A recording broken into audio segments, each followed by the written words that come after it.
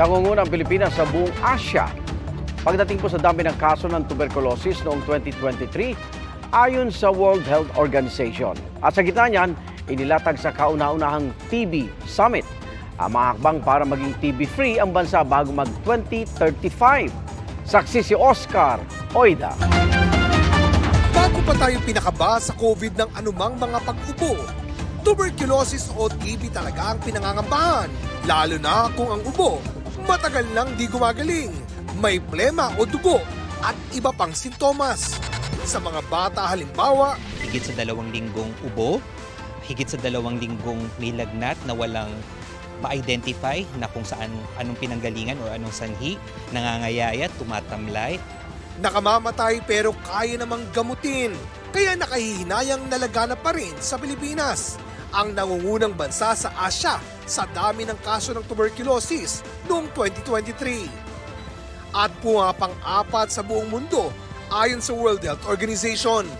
Batay naman sa datos na nakalap ng Health Department noong 2022, 6 sa bawat 1,000 Pilipino ang may TB. 12 to 16% ng mga yan ay edad 15 pababa na mas mahirap matukoy. Mas hindi nakapag-express ng mga signs symptoms ng mga bata. So they cannot expectorate, hindi po sila makapaglabas ng saliva for us to confirm the presence of TB.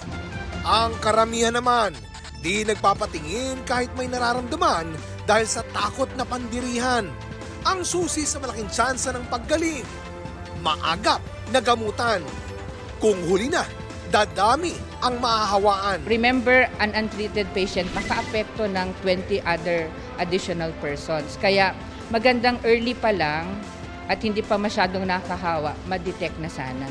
Sa unang TB Summit sa bansa ng Philippine Medical Association, inilatag ang mga hakbang para maging TB-free ang Pilipinas bago mag-2035.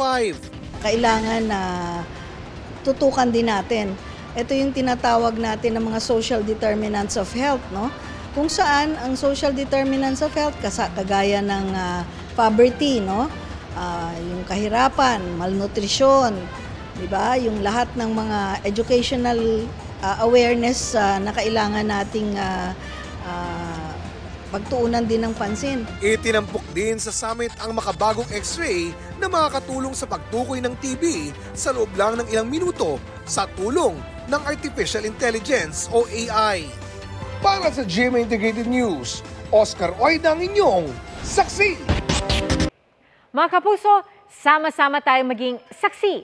Mag-subscribe sa GMA Integrated News sa YouTube at para sa mga kapuso abroad, samahan niyo kami sa GMA Pinoy TV at sa www.gmanews.tv.